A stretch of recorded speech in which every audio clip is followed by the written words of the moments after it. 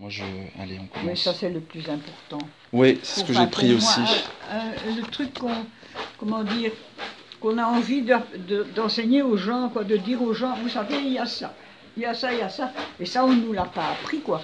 On Ouais. ne nous dit pas que dans la terre, il y a telle chose et telle chose. Tu vois, c'est très, très mince. Hein. Ouais. Notre connaissance là-dessus est très, très mince. Et ça, c'est une des choses qui m'avait frappé le plus, et que je trouvais qu'il fallait essayer d'enseigner aux... Mais moi, je trouve qu'il y a des connaissances. Enfin, on a une bibliothèque énorme, on a une grénothèque énorme. Moi, je pense qu'il faut énormément de connaissances quand même. Alors, c'est parce que ça vient pas des études, mais ça vient de la vécu, pratique, c'est ça? Du vécu et de la recherche que Gilbert a faite sur, sur les plantes, quoi. Ouais. Tu vois, évidemment, il y a eu des bouquins au départ, évidemment, parce que on était vraiment nuls, quoi. Ouais, d'accord. Vous aviez juste le terrain.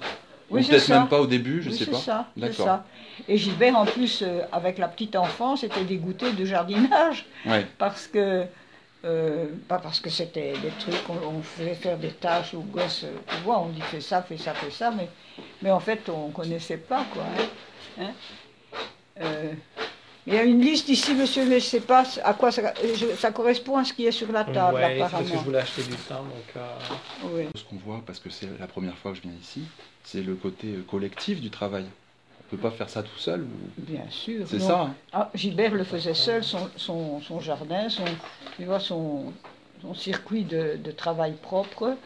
Lui-même était toute la journée dans le jardin. Ouais. Et le faisait à sa manière, à lui, ouais. à ce qu'il aimait. C'est-à-dire extrêmement touffu, extrêmement dense.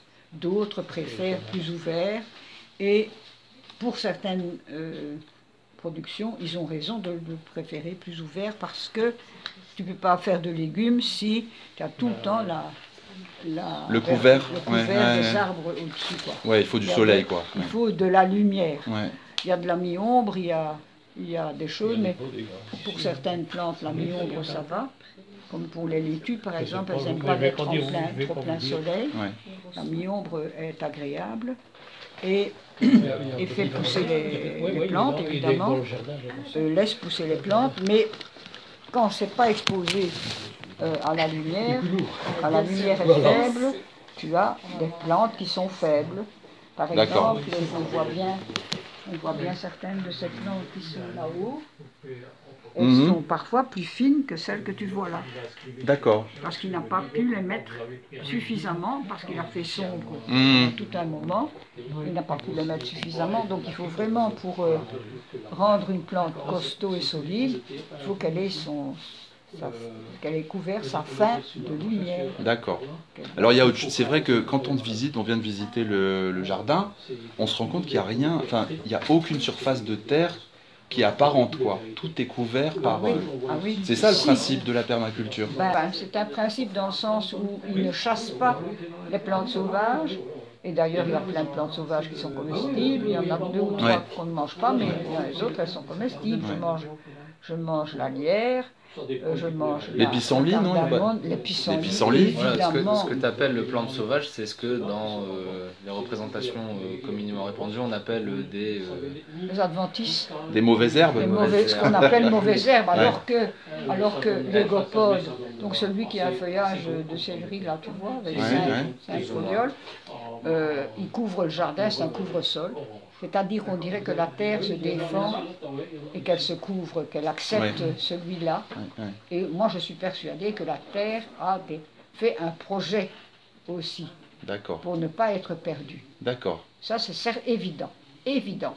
Quand tu la bricoles de trop, quand tu lui fais du tort, à un moment donné, il est expliqué dedans, il y a une poussée de quelque chose pour que la terre ne devienne pas un désert. Tout est en interaction, quoi. Oui, oui. Et donc on ne comprend pas, ce n'est qu'en regardant, en observant qu'on sait qu'il y a des choses qui se passent. Moi je voulais, pour son autoprotection. Quand on a discuté, c'était quand, la semaine dernière, ou il y a quelques jours, au 1er mai, là, Gilbert, il disait, l'agriculture intensive, c'est nous qui la faisons. Oui. C'est ça? Parce que l'agriculture intensive, c'est quand on met des produits et qu'on fait de la monoculture. Mais finalement, en termes de productivité, Il y a bien Qu'est-ce qu'on plus. peut dire ici? Ah ben, ça produit beaucoup plus que ce que produit une terre où il y a des produits chimiques, quoi. C'est ça qui est incroyable. On Bah n'arrive oui. pas à le croire quand on ne connaît pas le sujet. Mhm. On se dit, bah oui, quand on fait du bio, voilà, on dit du bio ou de la permaculture, forcément on va produire moins, mais on achète C'est- moins de, c'est on achète moins de pesticides, donc c'est moins cher, mais au C'est niveau l'inverse, production, C'est l'inverse. c'est l'inverse. C'est l'inverse, évidemment. Parce qu'il y a beaucoup d'écologistes, bon, en France, je ne sais pas si en Belgique c'est pareil, qui sont décroissants parce qu'ils pensent que justement il faut produire moins. Alors qu'en réalité, Mais, moi j'ai l'impression que quand on fait de la permaculture, c'est quand même pour produire plus en réalité. Bah, Mais avec les ressources du sol, comme tu dis. Oui, c'est ça. C'est ça? Et encore faut-il s'accorder sur ce qu'on produit. Hmm. Produire moins quoi. Oui, c'est ça. Oui, c'est mais- produire pour nourrir. Voilà. Mais non, c'est mais quand on- oui, c'est ça. Ouais. il y a un mec qui se met dans la tête qu'il va gagner beaucoup Mm. d'argent en faisant des capsules de café. Mm. Alors il fait des capsules à outrance Mm. et évidemment il pollue la terre Tu entière Mm. parles d'Arthur là. avec ce qui restait. Ben oui. Tu connais. Ben Oui, c'est ça. Il a Ben oui, investi c'est un là-dedans. mec, voilà, il se fait beaucoup de fric, il s'en fout Ouais. du reste et il fait en sorte que tout le monde lui prenne ces capsules en question. Et les capsules en question font une destruction intégrale de la nature dont on a besoin pour vivre finalement. Mais On a ça, besoin que d'une Ça chose. s'appelle le capitalisme. Hein. Ben, évidemment, oui, ben, bien sûr, c'est vrai que bon, peu importe ce que tu produis, même si tu produis de la merde du moment que tu gagnes de l'argent, ben, tu vas servir de la merde aux gens. Mm. Hein, comme ce que j'ai dit avec les blédinas. Ouais. C'est ça, ouais. Alors qu'on peut faire des Alors compotes. qu'on peut faire, ouais. oui, voilà, c'est sûr. Alors, Et qu'on n'est pas obligé de détruire tout ce qui vient de la terre, quoi, Mhm. et pour en faire ce qu'on croit être mieux et plus enrichissant. Voilà. moi j'avais besoin de ton expertise de praticienne de la permaculture, mais j'ai lu des textes soviétiques qui datent des années 40. Parce nous, on pense que l'agriculture soviétique, A c'était de été l'agriculture très intensive, ouais. chimique, au DDT. Et effectivement, il y a eu des catastrophes écologiques en URSS jusqu'aux années 80.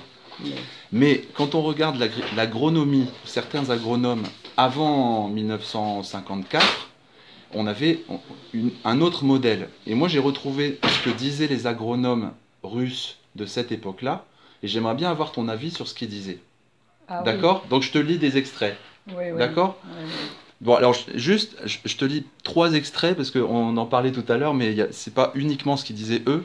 Moi, je trouvais que c'était intéressant d'entendre ce que disaient les agronomes d'ici dans les années 70 quand ils se moquaient des Russes en disant c'est bien l'agriculture intensive et eux ils sont fous, ils font autrement. Ils disent par exemple, là c'est comment dire, un scientifique qui s'appelle Medvedev en 1971 qui écrit donc l'agronomie soviétique préconisait de ne pas développer l'industrie des engrais, de laisser les champs en trèfle pendant 2 ou 3 années d'affilée et inviter à renoncer à utiliser certaines machines comme les herses et les tracteurs qui détruisent la texture du sol. Il disait ça. Et quelqu'un ajoute, qui s'appelle Harpoutian, en 2016, c'est plus récent, qui dit Khrouchtchev abandonne en 1954 le système de rotation des cultures, les méthodes américaines de production du maïs sont reprises. Donc là, il dit qu'en fait, on change de méthode. C'est toi qui me l'as appris. Hein. Tu vois, je te le dis comme ça. Alors maintenant, je te donne ce qu'on disait, je te dis ce qu'on disait à l'époque. En 1948, là, c'est bien expliqué, donc c'est relativement difficile à retrouver ces textes, mais en 1948, on dit les systèmes herbaires et fourragers sont inventés par l'académicien Williams. Donc c'était un Russe des années 30-40.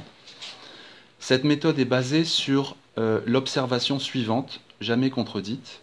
Des récoltes abondantes et sans cesse croissantes, ce qui détruit la thèse réactionnaire de la fertilité décroissante des sols, ne sont possibles que sur un sol de structure solide et finement granuleuse.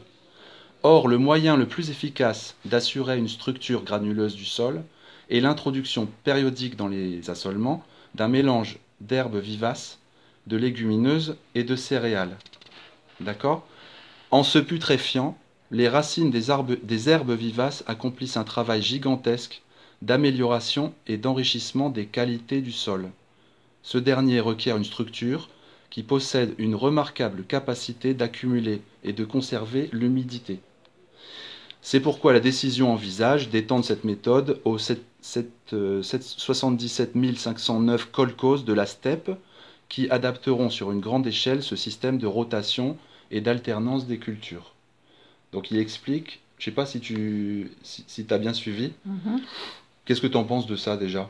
Ah ben, c'est la même méthode que Fukuoka au Japon, qui a alterné différentes cultures au même endroit. Oui. Enfin, ça doit être une maîtrise fantastique, quoi, de la vie, enfin, une compréhension de la vie et à la fois une maîtrise de la méthode, parce qu'il a fait des choses remarquables. Oui, c'est ça, il voulait réintroduire la vie dans le sol. Ben oui, bien sûr, mais la vie dans le sol, c'est l'ignorance totale de la vie du sol. Les gens n'ont jamais su, n'ont jamais compris le nombre de vivants qu'il y avait dans le sol, combien de bactéries, de mycorhizes, des noms que je ne connais même pas, mais dont je sais qu'il y a, tu vois, il y a une alternance de vie, il y a une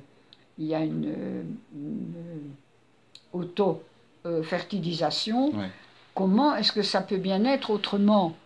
Bon, on n'aurait jamais cultivé s'il n'y avait pas eu des êtres vivants qui tombent sur la terre et qui, grâce à un développement d'insectes, de champignons et autres vivants, ont pu en faire de la terre arable. Et quelle est la place des arbres dans tout ça?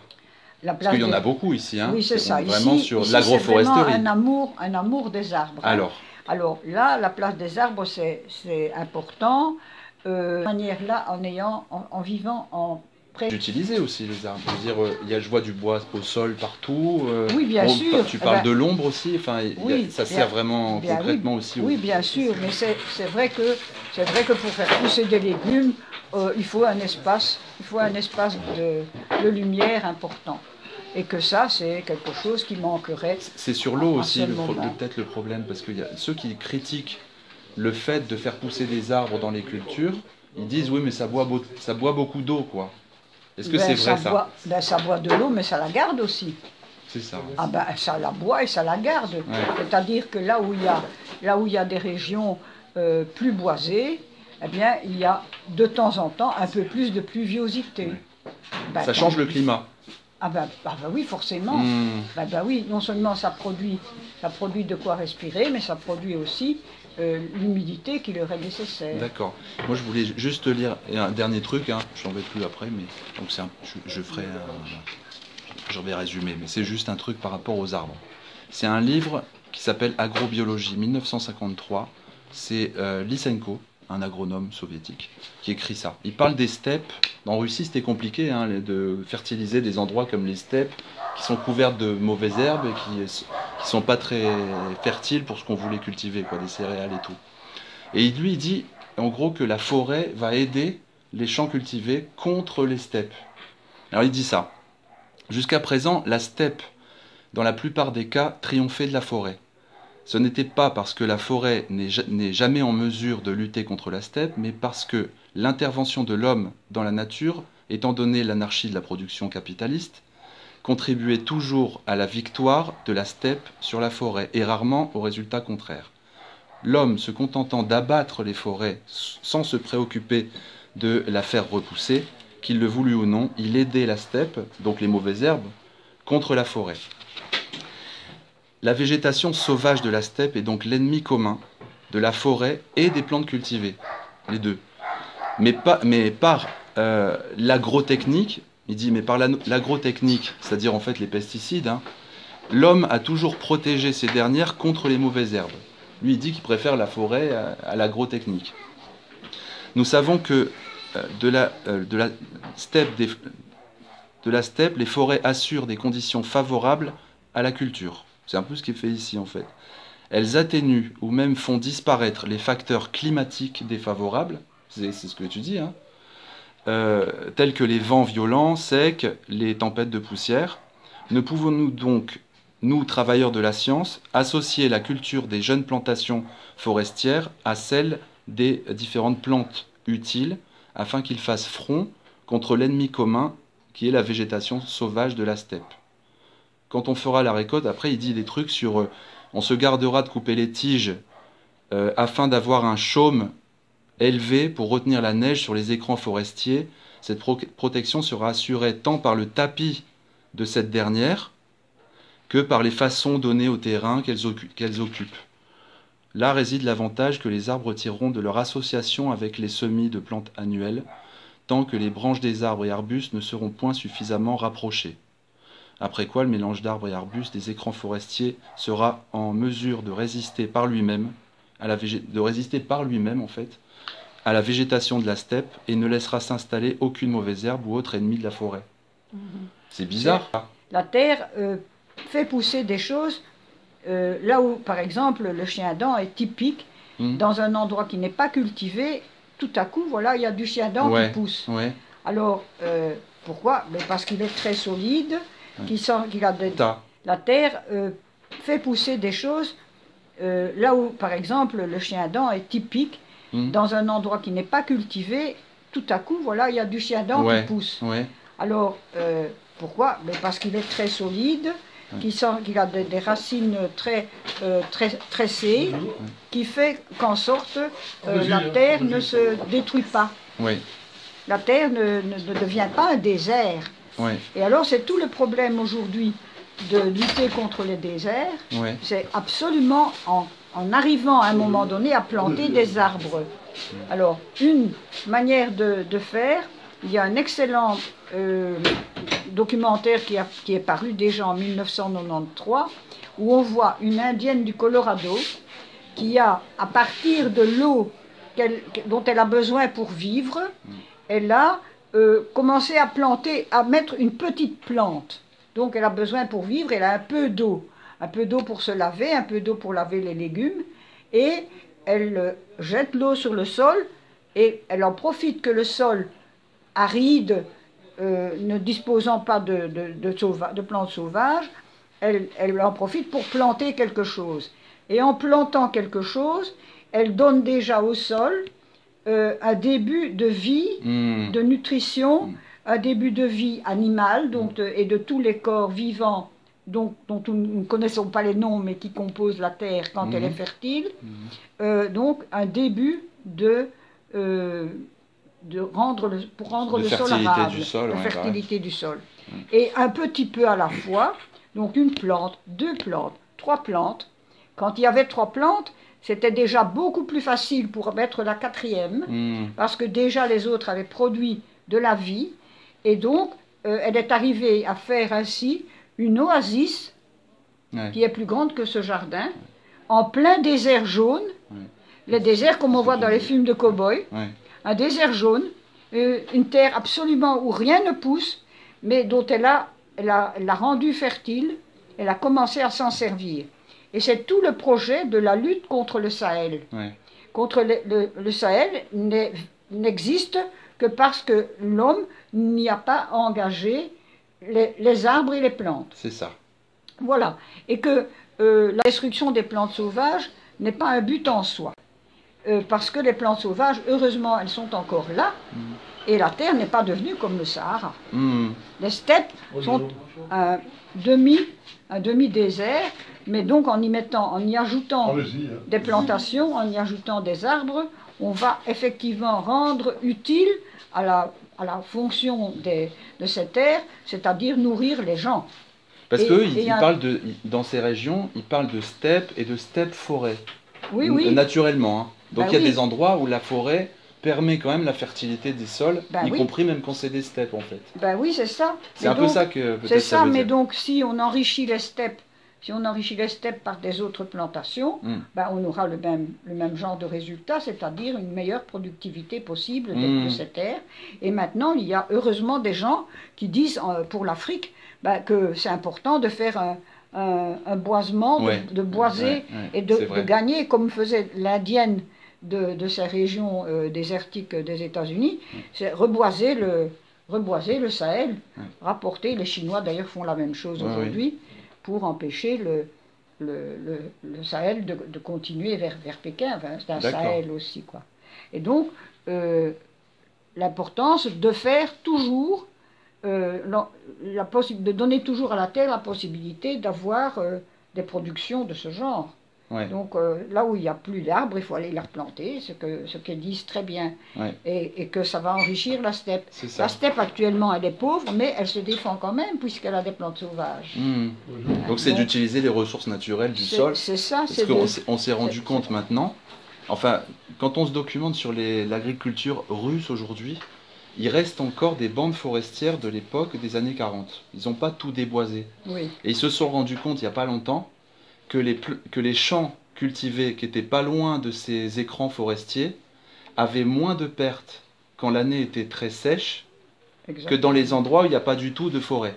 Évidemment. Et donc ils se sont dit, ah bah zut, c'est vrai qu'on a passé des décennies à détruire ces bandes forestières, alors qu'en réalité c'est pas forcément là où c'était le plus productif dans les bonnes années, mais par contre dans les années sèches ou les années, parce que le climat est un peu compliqué en Russie, c'est là où on a les plus grosses productivités.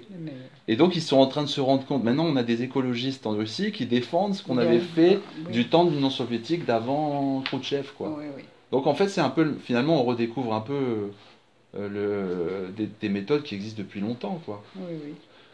Bah écoute, c'était sympa de discuter avec toi. Moi, Merci moi, beaucoup. je ne connais pas, grand chose, mais je ne sais que ce qu'on peut faire, c'est seulement entretenir la vie du sol, et c'est vrai que donc les arbres sont de plus en plus importants et que ce que j'ai lu dans un précis d'agroécologie maintenant, il dit, bon c'est un permaculteur français qui dit qu'il considère que le sol n'est pas un réservoir, mais une usine. C'est-à-dire qu'en fait, au lieu de considérer le sol juste comme un réservoir où on peut mettre des produits chimiques, ce serait une usine qu'il faut entretenir elle-même, le sol, pour qu'il entretienne à son tour les plantes qu'on cultive. C'est ça finalement le secret. C'est ça. Et donc la Ici c'est le rendez-vous des vedettes, mais il faut pas faire attention. La présence des arbres qui apportent, qu'est-ce qu'ils apportent comme montagne de déchets eux-mêmes, quoi. Et donc tout se composte, et au plus ça se composte, au plus c'est facile à faire pousser n'importe quoi. On cherchait les composts ici, mais en fait les composts ils sont partout. C'est bien ça, hein, absolument, le secret de votre jardin. Voilà, c'est ça. Ouais. C'est partout où la terre a produit quelque chose, on lui rend des matériaux dont elle va à nouveau se servir et ça, on perpétue ça. Et quelques bruxellois aussi, j'en dis tantôt. Quelques bruxellois qui sont perdus dans le jardin et qui deviennent du compost. C'est ça. Bah, merci beaucoup, c'est très gentil en tout cas, merci. Je t'en prie.